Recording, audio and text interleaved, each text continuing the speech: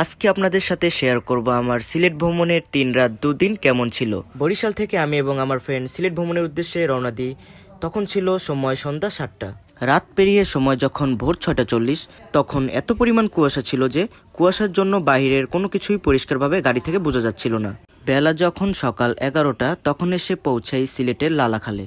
লালাখাল পরিদর্শনের জন্য একটি বোট রিজার্ভ করা হয়, যেই বোটটি আমাদের সম্পূর্ণ লালাখাল ঘুরিয়ে দেখাবে। লালাখালের যত মাঝের দিকে যাচ্ছিলাম, পানির রং তত নীল হতে লাগলো। আপনি যদি লালাখাল ভ্রমণের জন্য আসেন, তাহলে আপনি লালাখালের এই পানির রং দেখে মুগ্ধ হতে বাধ্য।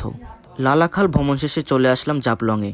আর জাফলং সিলেটের এমন একটি জায়গা যেখানে আসলে আপনি একসাথে পাহাড়, পর্বত, বাংলাদেশ ভারত সীমান্ত এবং পাথর সবকিছুই দেখতে পারবেন। জাফলংয়ে এসে যদি স্মৃতিস্বরূপ পাথর কেটে নিজের নাম লিখে নিতে চান বা যে কোনো নাম লিখে নিতে চান, এছাড়া শামুকে যদি খোদাই করে নাম লিখতে চান, এখানে এরকম দোকান পেয়ে যাবেন যারা কিনা টাকার বিনিময়ে এগুলো কাজ করে থাকে, পাথরে বিভিন্ন নাম খোদাই করে লিখে থাকে। এছাড়া এখানে মেয়েদের সাজসজ্জার জন্য বিভিন্ন আইটেম পেয়ে যাবেন, যেমন মালা, চুড়ি সহ বিভিন্ন ধরনের হাতের ব্যাচ। সন্ধ্যায় শ্রীপুর চা বাগান পরিদর্শন করি।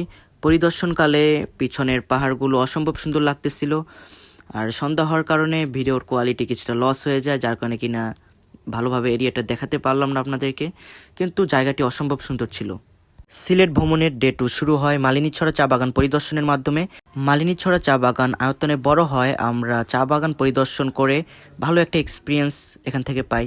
এরপরে আমরা চলে আসলাম রাতারগুলের সোয়াম ফরেস্টে।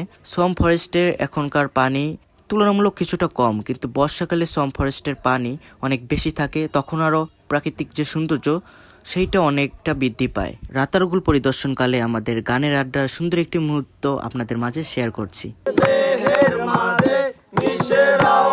তুমি একই দেহ নিয়ে রব, তুমি যেন কেউ জানে না আমি কোথায় আছি, যেন কেউ জানে না আমি কোথায় আছি, কেমন আপন করে নাও মোরে।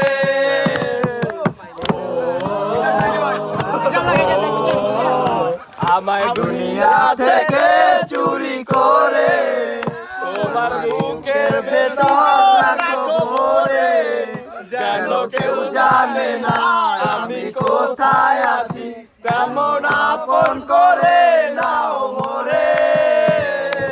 রাতারগুল পরিদর্শন শেষে আমরা বোটে করে রওনা দিই সাদা পাথর পরিদর্শনের জন্য। সাদা পাথর সিলেটের এমন একটি জায়গা যেখানে আসলে কিনা আপনি মেঘালয় পর্বত দেখতে পারবেন। সাদা পাথর ভ্রমণের মাধ্যমে আমার সিলেট ট্যুরের সমাপ্তি ঘটল। আর অসংখ্য ধন্যবাদ জানাই ট্যুর গ্রুপ বরিশালকে এত সুন্দর ট্যুরটি উপহার দেওয়ার জন্য।